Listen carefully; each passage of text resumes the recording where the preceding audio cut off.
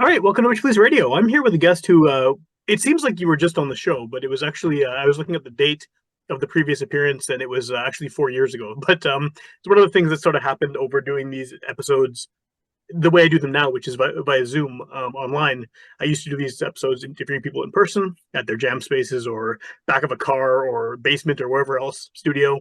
But now I do these online, and it seems like time has just completely melded together, and I have no idea when I did anything. But it's been 4 years, and I think that the best way to start this off is if you want to introduce yourself, and we can get right into what we're here to talk about. Yeah, thanks for having me, Sam. My name's Nigel Webber. I'm an author. Now I can say that, living here in Winnipeg. And yeah, my book, Gritty City, An Oral History of Winnipeg Hip Hop Music, um, 1980 to 2005, is about to come out. Yeah, that's awesome. Because last time you were on the show, I mean, obviously it was a work in progress, but it was quite a few stages, I think, back from where it is now. Like now, you're taking pre-orders.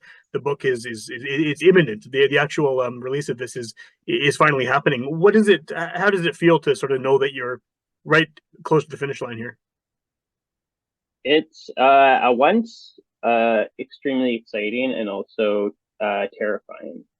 Um, Yeah, we spoke in 2020. So that was I had been at the project less than a year at that point, and now it's been 4.5 years.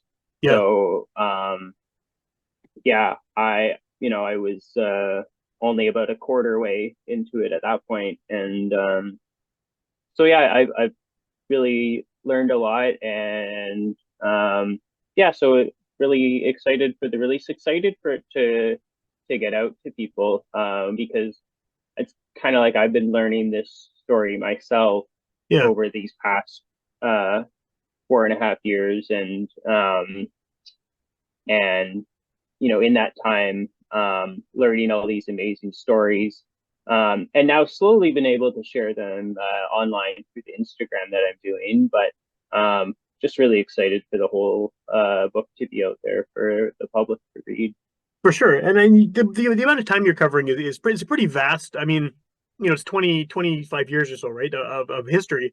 But there's so much that's happened. I mean, in hip hop as a genre, the amount of changes that have happened in terms of styles, in terms of its popularity as a genre, and then just locally in terms of who was involved and the different groups and the different labels and all that stuff. And I've noticed on your Instagram, like you mentioned, some of these stories you're posting are things that I'd never even heard of. Like there's shows that happened in whatever year, and I had no idea that person came to Winnipeg, or no idea this group existed in Winnipeg. And so, I mean, I assume that having not read the book because it's not out yet, you must have tons of these kind of just like hidden gems of Winnipeg rap history in there that are probably news to a lot of people who weren't there for that specific event, right? Absolutely, yeah. And even on the Instagram, I'm covering things that are also covered in the book. Um, say a famous rapper who came here in 1995 was Craig Mack. And so there's a whole chapter on what it took to bring him here in that show specifically, because it was quite an endeavor. But then when I featured on the Instagram, I use a slightly different story. So Right. even if you're reading the book when it does come out, and you've been following along online, you're not getting exactly the same story, because I just got so much different information from all these different people that, um, even in a full length book, there's a lot that was left on the cutting room floor, so to speak. Oh, I believe it for sure. And I mean, like, how did you decide then what was going to go in the book? Because I imagine you've been doing this for 4.5 years. The amount of interviews you must have done is crazy. I mean, people from all different aspects of the Winnipeg rap scene. How much of it is actually like, is there enough for like a special features or part two or something that isn't going to make it into the book just because of the quantity of information you've obtained? Yeah, absolutely. Well, my initial vision was to bring it up to 2015. Um, and at a certain point, I realized that simply wasn't going to be able to happen in one book. It just, we're running up against space, and Sure. no one wants to buy a 500-page book or whatever. So I've decided that at some point, you know, I already have a lot of the interviews. So at some point, I'm going to bring it up to at least 2015, Okay. cover at least that last decade, because there's a lot of really important history in those years as well. You know, there's kind of a lull around 2000, you know, kind of after 2005. A lot of the groups from the 90s either, you know, quit completely, or, you know, the members go solo, like, you Yeah. know, Mood Rough, Shades, Freak Show, All and Peanuts and Corn goes on a hiatus. But then there's a lot of new groups that kind of come up in that time. You know, Winnipeg's Most, Deep Cave had been around, but then they really explode with kind of around 2007, 2008, and take off from there.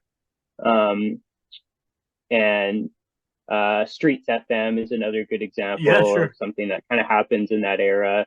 That's really important. And I've spoken to a number of people from all those different groups or streets as well. And so, yeah, so there is definitely enough material to make that into another book. I just didn't want to kind of overwhelm or have to start cutting out things that I felt were important, say from Yeah, back in the 80s and the 90s. for sure. So I guess one of the interesting things too is that, like, you know, when you started to now, hip hop continues to be, if not the biggest genre of music on the planet, right up there in terms of kind of international popularity. And Winnipeg has no shortage of rappers. I mean, it seems like I hear about new ones every week.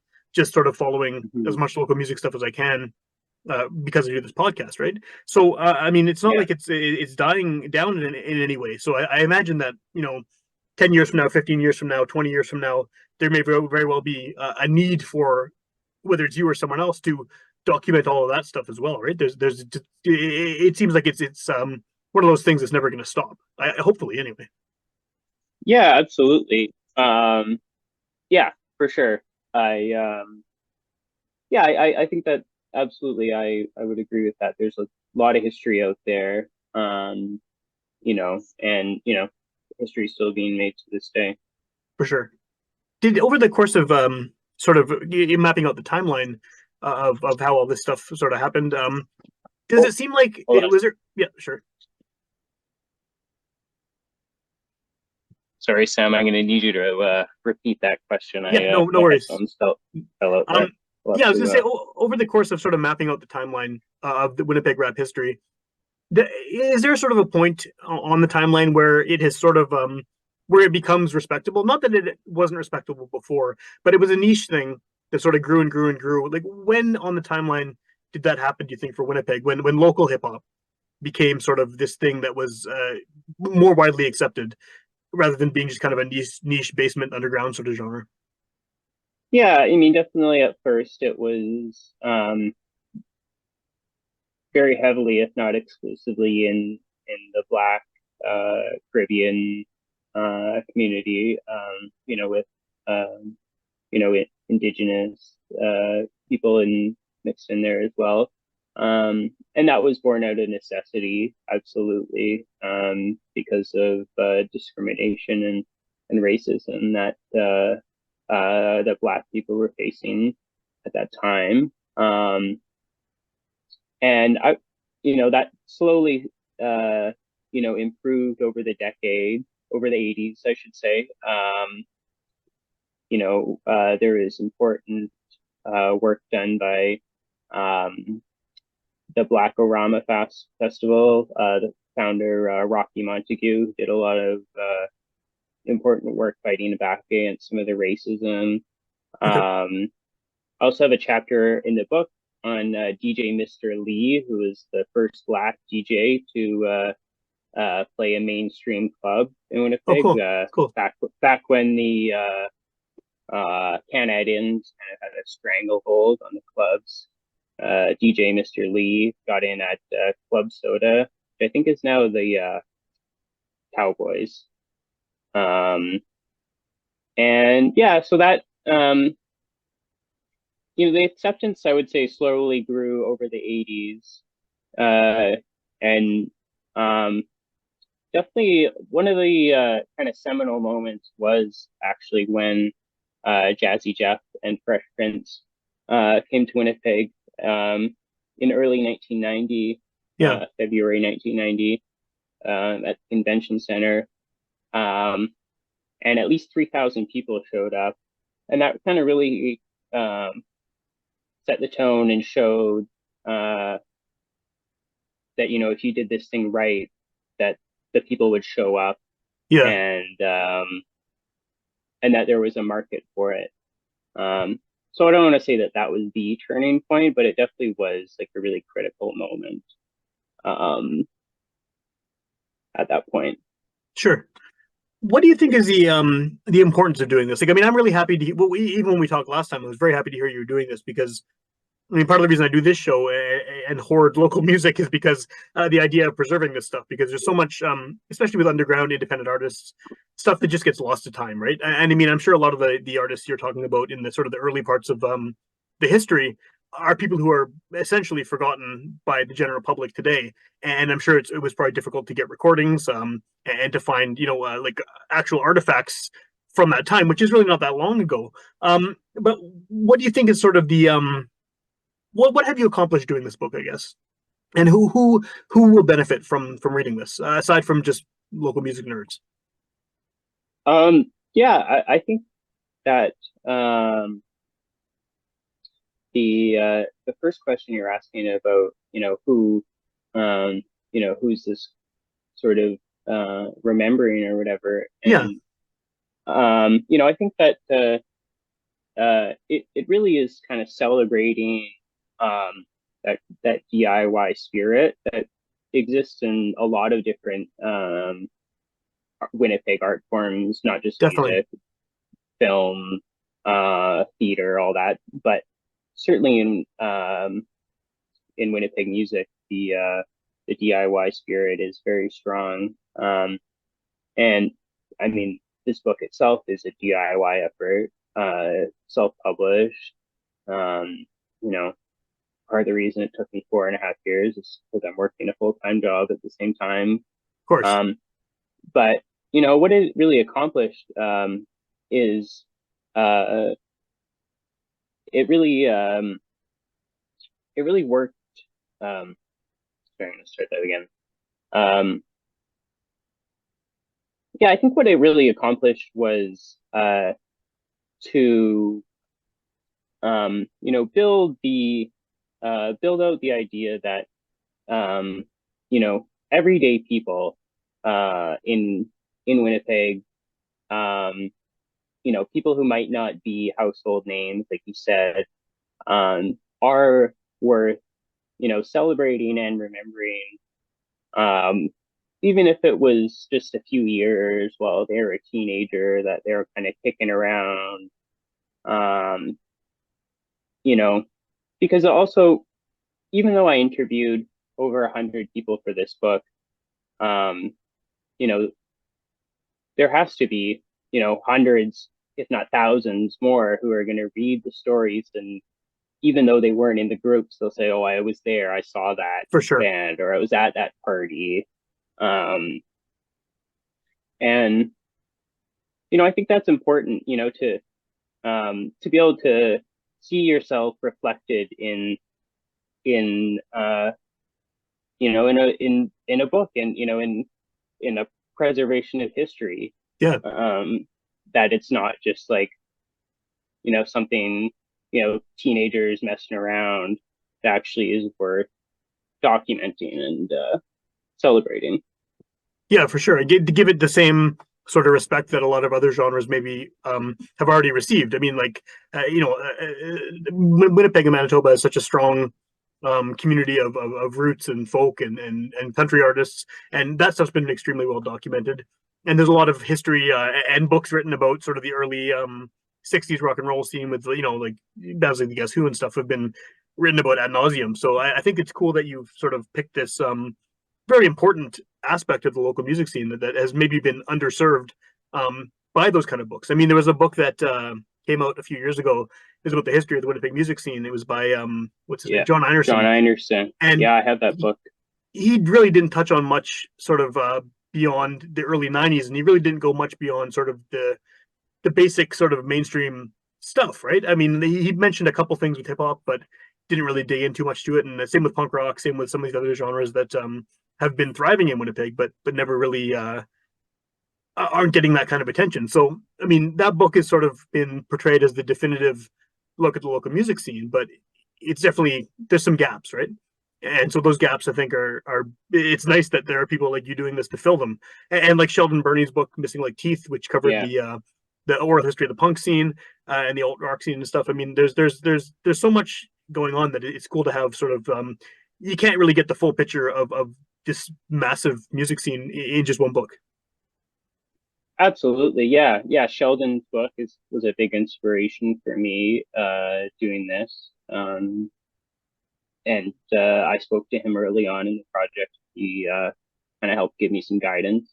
Um, yeah, I've read that John Anderson book. I have that. And I did actually reach out to John. He provided a blurb for my book. So shout out John. He's you know, he's putting in a lot of work, and yeah, I think that while that book definitely covers a lot, there, he has his blind spots like Of anybody, course, and yeah, and yeah. it's yeah, I'm more than happy to help fill them.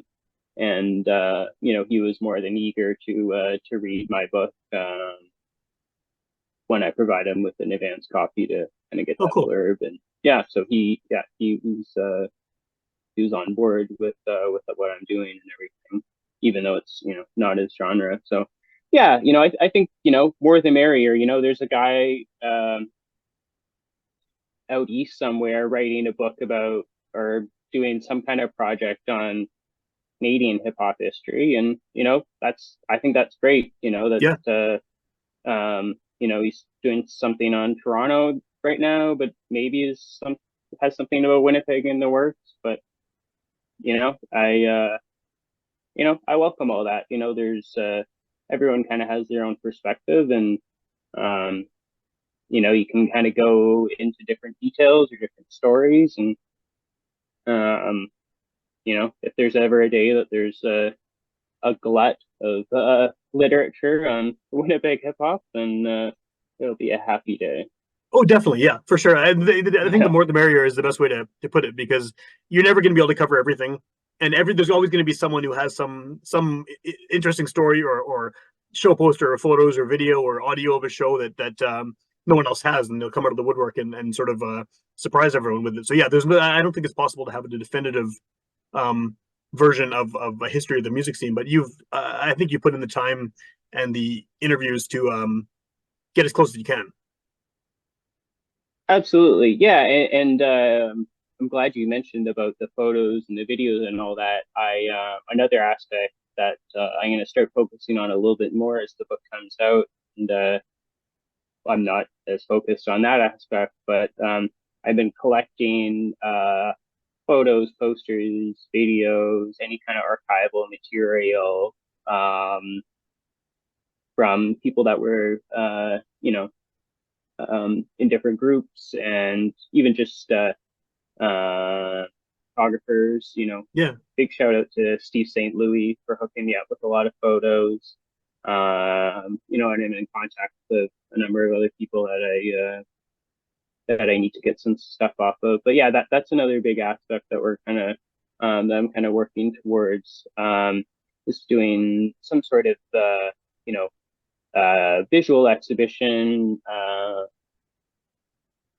uh, whether it's temporary or permanent, having some kind of you know um, yeah, some kind of visual archive of the the photo, the photos and the Yeah. posters. Well, I was going to ask you about the visual side of things and about sort of the ongoing keeping these archives and all this stuff available to people. What is there an endpoint for you with this project? I mean, I can't imagine putting all this time in digging through so much information, doing all these interviews, listening to so much music for sure. Can you stop, Mhm. or are you is Gritty City kind of like this ongoing thing for you, sort of in perpetuity? Well, are you ever gonna stop No, Witchpolice, Sam? no, I'm Is not. it? That's what I'm asking. Yeah, Yeah, yeah, yeah. Um, yeah, I feel like at least in some way it's always going to be there. Like I said, there's at least going to be a part two. I'm at least going to bring it up to 2015. yeah. I did a lot of interviews kind of under that premise, and Um, the book is All about to be good. released in the near future. How do people get their hands on a copy? I know you can pre-order. You're kind of putting that out there for people to you know, sign up to get a copy when it gets released. Yeah, absolutely. Yeah. Definitely by the time this episode will be out, the pre-order will be well in swing. So if you've already done that, thanks. But yeah, you could go to my website, grittycitywpg.com, and pre-order there. That'd be a big help, because I am self-publishing, so I'm going to be, I'm sort of paying the kind of upfront cost Yeah, for the books. So, that'd be a big help. Um, and yeah, and then you'll be able to pick them up kind of as soon as I have them. I'll be having some form of event within, a week of having them in hand, cool. um, somewhere within Winnipeg. And they'll be available once they're in hand. There'll also be copies available at Old Gold Vintage Vinyl, for sure. I know that. And then I'm working on a few other places. Hopefully to getting into McNally Yeah, and you know uh, I really want to get into the library. So, if everyone, even if you can't buy, I'd love to, hear that people are getting it from the library. I myself am a big library goer, so, yeah, me too. um, or, so yeah. Awesome. But yeah, right now, definitely the place to get it is on the website, grittycitywpg.com. You can get a pre-order, and yeah.